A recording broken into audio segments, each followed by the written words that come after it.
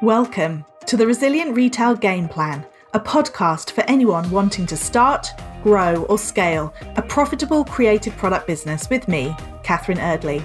The Resilient Retail Game Plan is a podcast dedicated to one thing, breaking down the concepts and tools that I've gathered from 20 years in the retail industry and showing you how you can use them in your business.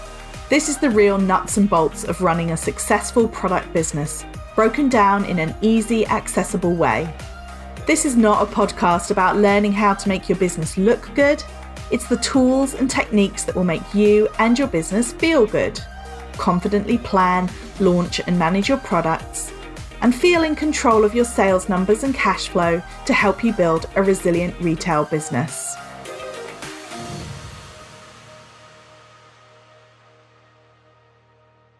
Welcome. It's episode number 101 of the Resilient Retail Game Plan.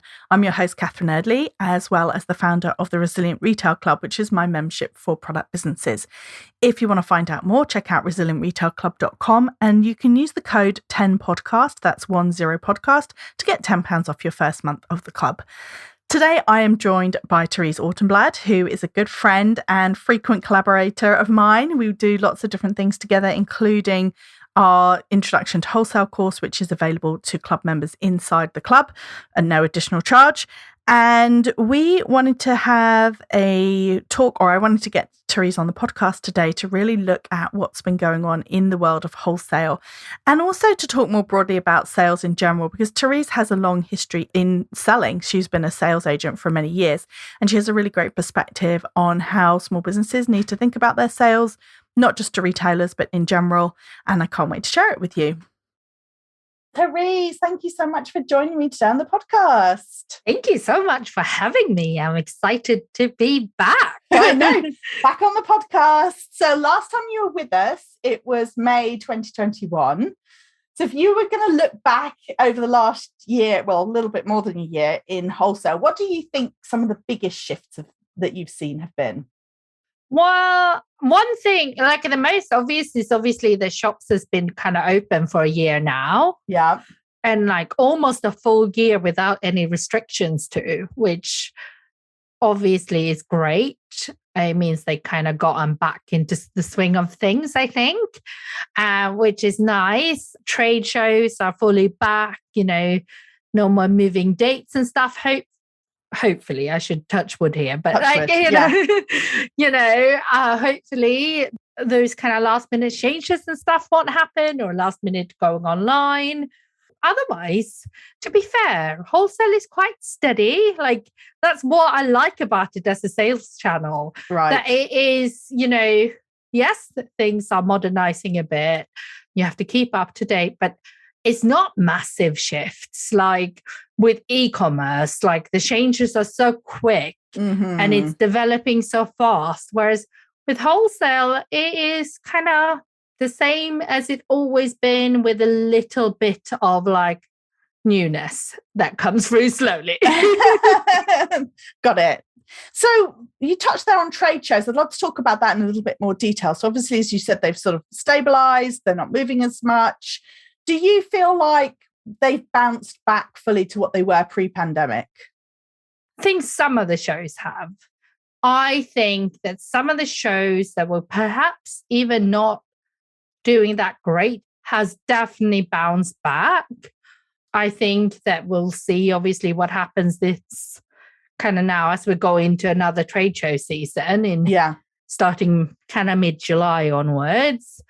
But I do feel that the people that go to shows, even though the footfall might be lower, I do feel that people that make the effort to go are there to buy. Right. The people that weren't that fussed and only went because I should probably go, or because they wanted to do research, or because they were students, or whatever reason, right?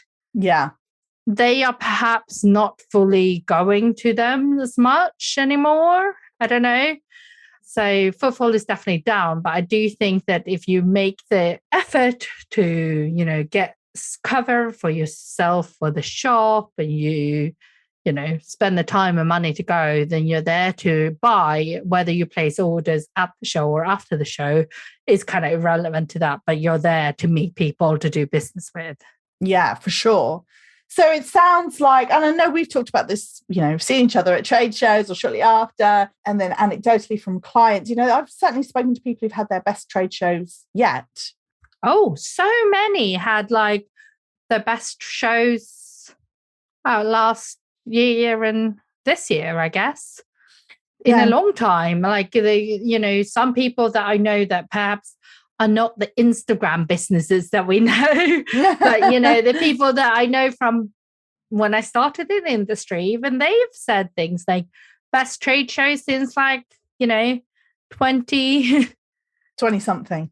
20 something, it's almost back until, because there was a clear decline, I think, in visitors and orders placed at the show in the recent years before the pandemic.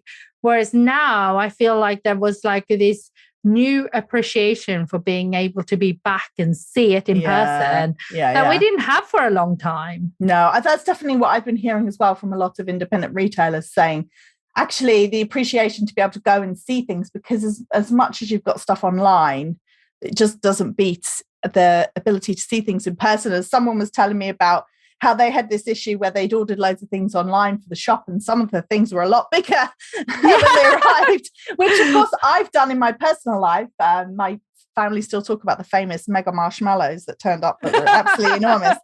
But it's much more serious if you've got a small stock room and you accidentally ordered some things that were physically way bigger than you thought they were. Yeah, I spoke to someone at Spring Fair, actually, and she said that, she ordered some Christmas decorations that she thought was going to be, kind of tree-sized decorations, but they were a lot bigger and ended up coming on a pallet. And she thought it would be a small box. Yeah. Which is obviously a huge problem. Yeah. Even though everyone puts the dimensions, it's like when you're ordering, I think for stores as well, when they're ordering hundreds of things in one go, then they don't always have the time to whip out the ruler every single time. Yeah, I think it's easily done when you're stressed and you're busy and you're overworked and, you just need some more stock. Yeah. And then that's the beauty of seeing it in person. So then my next question really then is, because this is a conversation that I have with a lot of people, and it's always good to get your take on it as the queen of all things wholesale. So obviously, as you said, it sounds like trade shows are still a really relevant part of a wholesale outreach program. So how do you recommend sort of balancing the emphasis between organic outreach, where you're reaching out to people, just like we describe in our wholesale course, which you can get in the Resilient Retail Club, but then you've also got trade shows, and then you've got this, like you kind of touched on the sort of the evolution of wholesale, and probably one of the ways that it's become more modernized has been all these third-party marketplaces that have sprung up like mushrooms all over the place. So how do you sort of recommend that balancing act then between those three arms, if you like, of wholesale outreach? Well, I think all three has a place. Like these platforms, I think, have really come into their own. And we probably talked about this last year, I suppose. Yeah. But, they have really since come into their own, I feel. It has opened up for even small businesses to sell more abroad, I feel. Mm-hmm. Yeah. It's given them the confidence to do that. It means that, buyers have more confidence in buying from smaller brands, because that has always been a risky element before. It also means that, because they kind of guide you on pricing and stuff slightly, it's opened up the smaller brands to actually trade with retailers, because they're not making the mistake of going to a trade show with 20% discount like they might have in the past. Yeah. So I do think that they've done a lot of good, but I also think that it means that brands has to work a lot harder to gain the loyalty of a retailer.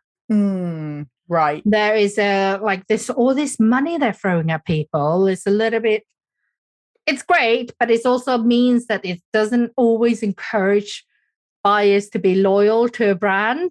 And I think that will level out. But in a moment, obviously, they're just throwing money on people because they want to win their kind of customers, right?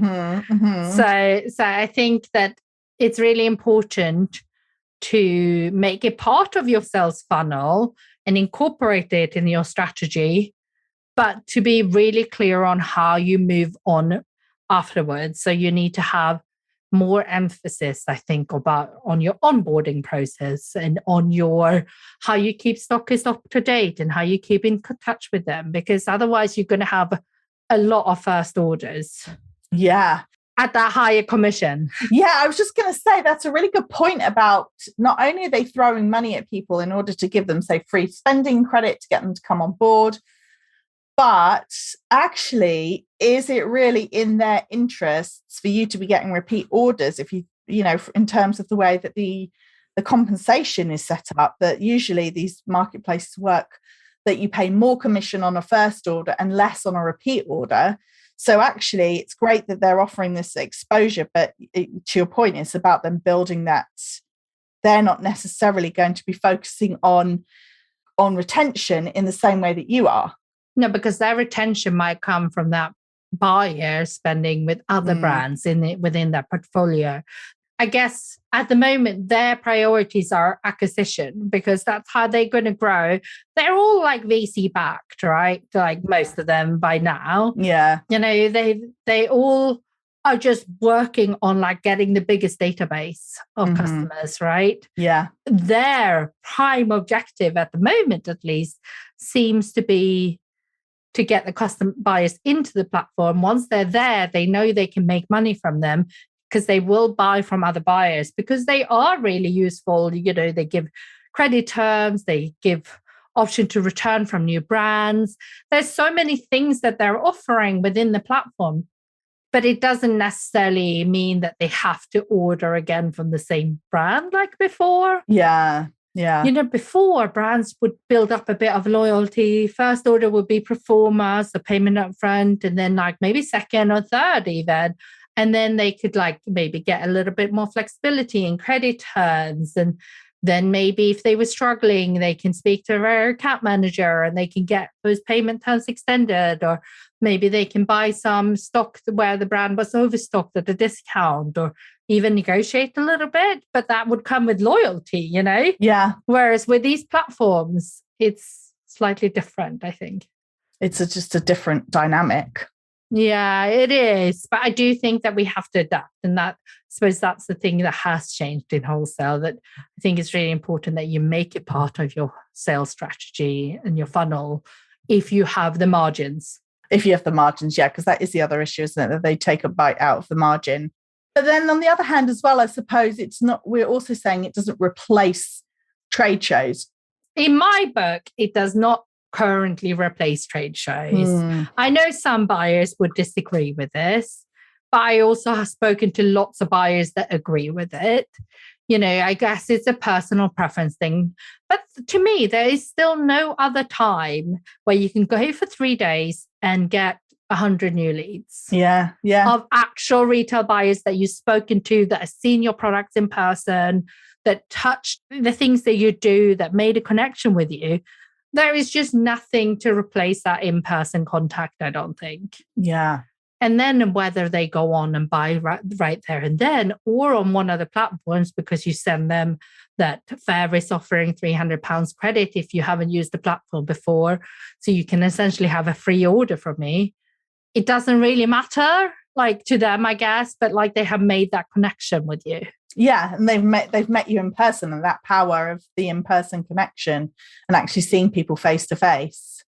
Yeah, I don't think there is anything like it. And, just to see trends, like walking around a trade show, you see what colors seem to be everywhere. You see what shapes seems to be everywhere. You see, when I started in the industry, it was all about cupcakes, and then there was all about owls and like sloths have had a moment, and llamas. Oh my goodness. When I was at Paperchase, owls, it was just like, I don't know what it was. It was just people loved owls. Yeah, I mean, like I can't remember. What years were you on Paperchase again? So I left in 2007. So I joined in 2005. Yeah. So about 3 years I was there, yeah. No, 2015 to 2017. Oh my goodness. I just like whopped 10 years off it. Yeah. Owl stayed around for a long time then, because like we did owl-shaped lip balms and hand creams and owl everything from about 2009, I think, or 8 maybe. So trade shows still have a place. Third-party marketplaces still have a place. And of course, your organic outreach. So that's your own work, doing your own research and actually building relationships and reaching out to people. And the people you want to be stocked in, right? Like, yeah, you know, I think there's something to that. Like if you found a retailer, you converted them, it gives you a different kind of like feeling, I think. Right. Then if someone contacted you, which is nice, but still it's somebody coming to you. And I don't think we should discount that connection you make with someone by generating that contact from like, you know, first initial contact to like them actually buying. Say that is, you know, anything between like a month and 2 years in some instances, you know, a process of getting to know each other and being consistent. That takes a lot of loyalty from your side. So often you get a bit more loyalty back, I feel, from that. You know, they've already seen you. They probably know that by a certain stage, they know you're not going to give up, right? Yeah. And then they start wondering, oh, why is this person like contacting me? Maybe I should look at their products. Yeah. Where could I fit them in? How can they fit in my shop? And then eventually till the point where they kind of pull the trigger. But by that time, they know you fairly well. Yeah. And it will be, you know, a shame. They know also that they're probably going to have to tell you how it's selling and what's working, what's not working. And they probably know they can come to you and work on it with you if it's not working the way they were hoping. So it's much more collaborative. I think so. I mean, each relationship has its own value, I think. But I think to really grow a successful wholesale business, I think you need, I would put all 3 in my strategy. Let's talk a little bit about, obviously in the news, cost of living crisis. You can't avoid it. It's absolutely everywhere. People talk about it all the time. And of course, lots of concerns about consumer spending, everything else. So in your experience with the people who have substantial wholesale businesses or people who are building their wholesale, are you finding that retailers are still buying? Yes. It's a very easy yes. Yeah. I mean, like empty shops do not sell anything. Right. And there's always customers buying, right? Yes, of course, retailers, footfall might be down. It's not what it used to be during like as we came out of lockdown or even during lockdown. It's not like that now. You know, so they might be a little bit more risk averse. So they might, you know, think a couple of more times before they buy from a new supplier. In particular, they might be a little bit more cautious about things that are new to them, you know, whether it's a new product category or something a little bit out there might be a little bit scarier. So they might need a little bit more reassurance and they might, you know, place smaller orders. They might need a little bit of help from you in terms of, you know, minimums and payment terms and that sort of thing. But they're definitely still buying. It's so good to hear you say that, because I think which kind of brings me on to my next point, which is I know that you and I were kind of one of the things that came with the idea for this episode was that we were working on a client day together, which was brilliant. It was fantastic. And before we started, we were sort of sitting and talking and we sort of had like a mini rant, really. I feel like I've had so many of these in the most, you know, I want all the small businesses listening to this and like that we both work with, right, to do well. So prick up your ears. Yeah. And it was really about mindset. And I know you talk a lot about sales mindset and selling in general. And it was basically what we were talking about was how it's easier. I hesitate to say easy because I know nothing's easy in business, but it's easier often for small businesses to kind of to really lean into this. Well, nobody's buying, there's a recession coming, people just aren't going to be spending money, and then almost like back away from focusing on what they themselves can do. So is that something that you've been seeing as well? Oh, for sure. And I think I've been a little bit like a repeater, or, I feel like I've been going on and on about it because I understand when things are a bit tough and we struggle, like perhaps we put our own money thoughts into our sales, and it's really hard to separate the two. Yeah. It's only natural that especially if you feel that you're not comfortable with selling in the first place, it's really easy when everyone's saying this that you accept the kind of status quo and you just go with that narrative. Yeah. But you have to almost like disconnect, I suppose, what's happening over here with like your, finances and worrying about all the increased stuff and you're selling, because like there will always be people that are selling and you should never make the decision for a customer whether they buy or not.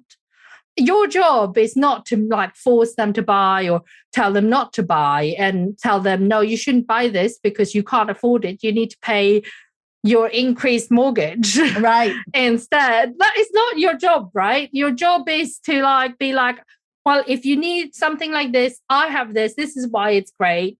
And not make that decision for them, because the people that are spending money, they're going to spend money no matter what.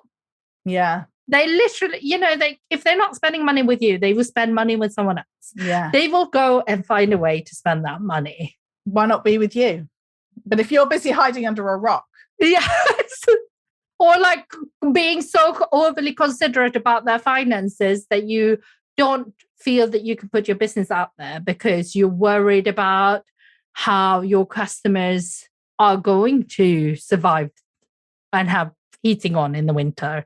And you let that be like your easy way out of not having to sell, because actually maybe it's in your, personality or nature to fall back to what's more comfortable. And the most comfortable thing is to make excuses to why you shouldn't sell and put yourself out there. I don't know. What do you think?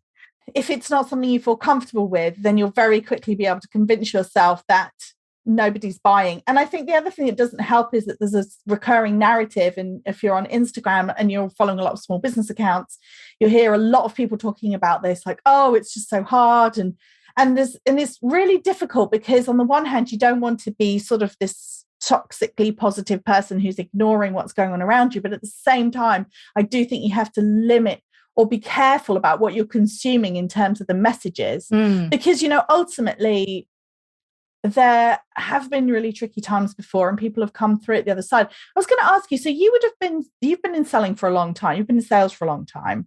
So you would have been selling during, say, 2008. I started in 2008. Right. During the recession. Yeah. Right. And our sales grew loads. Right. And I think that's the key thing. It's like, so I moved back to the UK in 2008 and I had a job. My first job back in the UK was with Austin Reed, who sold, well, I was in the women's wear section, but for one of their different labels. But the company itself sold men's suiting, and we were in the middle of a financial crisis where, large numbers of people being made redundant in the finance industry who wear a lot of suits. So it was definitely tough times. But even then, I think one of the things that we were talking about was coming from a background in bigger retailers and how we were never allowed to talk about the weather. In these weekly trading meetings, we were never allowed to talk about external factors. We could only ever talk about internal factors. So we were always looking at which departments sold well, which colors sold well, which were the best products, which were the worst products. But it was all very much internally focused because, and it was harsh, I think it went to an extreme, but I think because, as you said, it's so easy to say, or it's comparatively easy to say, well, no one's going to buy anything from me because we're going into a recession. Nobody wants insert expensive jewelry or fashion or homewares. And I just think that if you decide that, it's also that I love that phrase, whether you believe you can or you can't, you're right. Yeah. It is so true. And I think that we put ourselves as small business owners in this box where, like small business can be like a positive thing, or it can almost like keep you there. If we look at those big businesses, I'm not saying that you have to take it to as big of an extreme, because I think that you do need to think about where your customer's mindset is, to be able to sell to them and market to them. Yeah, for sure. But you then need to think about those things and then think about, okay, so if they're feeling this way, how do I market this product? What value does this product add to them? Is it going to make them happy? Is it going to make it easy for them to buy a gift? Like, there's always something, right? Is it going to cheer them up for the week, or if they're having a shitty day, or whatever it might be, right? Yeah. But, you have to start thinking about like, okay, my customers are feeling like this, then my messaging is this. This is what I'm going to do. This is my plan for how I'm going to sell. Yeah, right. Like, those big businesses are not going to sit in meeting after meeting talking about how shit the economy is. No, like it's just not. They're going to sit there and they're going to look at, they're absolutely going to say to themselves, right, what is our pricing structure? Do we have an entry-level pricing option? Are we thinking that the customer is going to start maybe trading down slightly, or maybe they just won't be as much buying so for a fashion company, they might say, well, maybe they won't be spending as much on a new dress for an occasion, but they'll definitely want to refresh their accessories, for example. So they'll be looking at ways that the customer behavior is going to be impacting the purchasing, and then they're going to be making changes accordingly, as you said, whether it's marketing, whether it's product selection.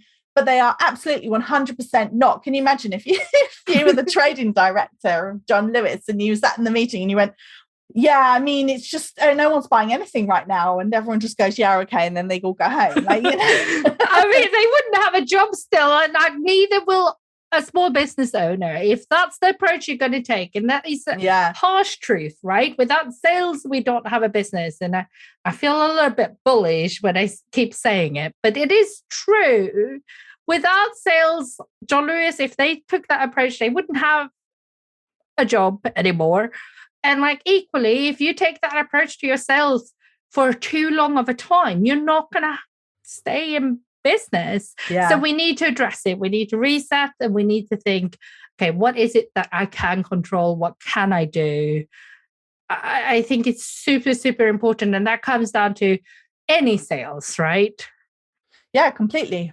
Wholesale or direct to consumer, like you say, for every person who's out there going, oh, no one's going to be buying, then there are other people out there selling, and they will be making sales. So do you want to be the person who's made it a foregone conclusion, and you don't have to be bullish. Maybe if you're like, well, this isn't the year to be bullish about my sales forecast. Okay, fine. Don't be bullish, but make sure that you're not just saying, oh, people won't be buying. Because the other thing as well, and I'm sure you've seen this reflected with the way that retailers are buying from small businesses. The small businesses are cool, right? They're in there. People love shopping with small and independent retailers.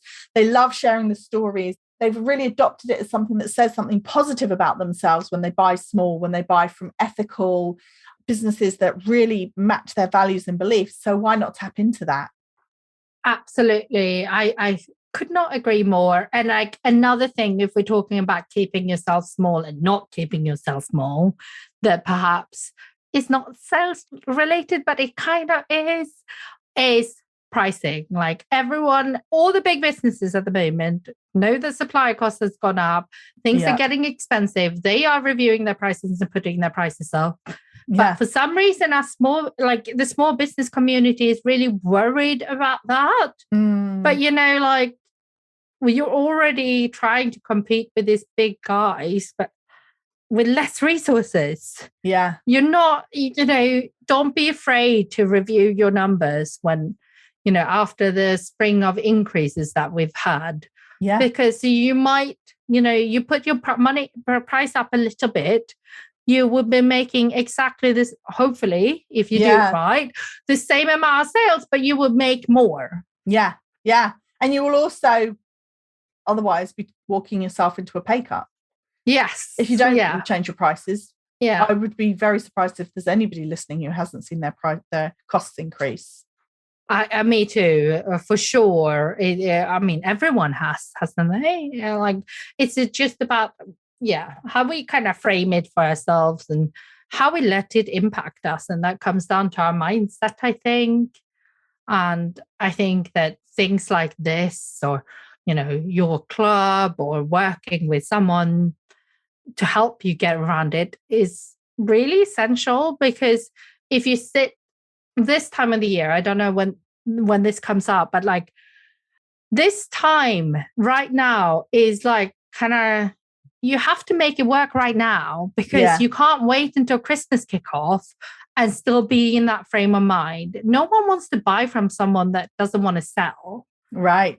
Yeah, that's so true. So if you're feeling this, whatever it is that you need to do to get out of this headspace, do it. Do it now. Do it now. Yes. This will be coming out, let's see, sort of early July. So that's perfect timing. Yeah. Oh, thank you so much, Therese. I feel like we could talk about this all day, and sometimes we do, to be fair. I mean, I could talk about, like, we both could talk about sales all day. I don't know how fun it would be for everyone else. We'd have a good time, though. We would have a really good time. So do you want to finish us off by telling people more about how they can find out about you and work with you?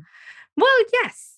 So obviously my website, which is smallbusinesscollaborative.co.uk. And I also on Instagram, which is small_business_collaborative. I started a TikTok. Okay. And it's just our Small Business Collab, because you can't use as many characters there. And of course, if you want to work with me, all the details are on my website. You can reach out through Instagram, whichever you prefer. And I'm booking clients in from sort of September time now. Thank you so much for tuning in. Why not head over to Resilient Retail Club on Instagram and, in fact, on TikTok. Let me know what you thought about today's episode. Let me know what you're going to take away, and how is your wholesale business going? Have you thought about starting it? Are you currently stocked anywhere? How have you been finding it over the last year or so? In the meantime, if you have a moment to rate and review the podcast, it makes such a difference to me. I really appreciate it, and it really helps me get the podcast out in front of more people. You can rate the podcast inside the Spotify app, and also in iTunes. You can both rate and review. And of course, if you hit subscribe, or if you follow the podcast, you'll be the first to know about every new episode.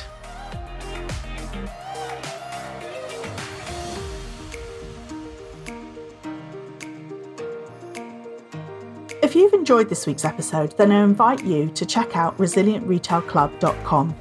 The Resilient Retail Club is the membership for anyone wanting to start, grow, or scale a profitable product business. No more trawling Google trying to find the answers to your questions, or wading through general business advice that speaks mainly to service-based businesses.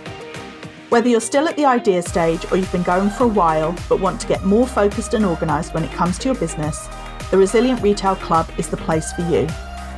With a library of courses tailored to creative product businesses, several live sessions a month, and a supportive and active community, the Resilient Retail Club is the perfect membership to help you hit your goals faster. Check it out at resilientretailclub.com.